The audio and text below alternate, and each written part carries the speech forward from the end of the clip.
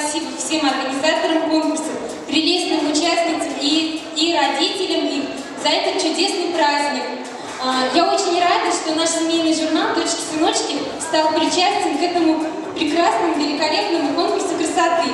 Хочу сказать, что борьба за номинацию «Мини-мисс Дочки-сыночки» была очень непростой. Все участницы были очень-очень достойными, но все-таки больше всех голосов, больше 2000 голосов собрала одна маленькая прелестная жемчужинка.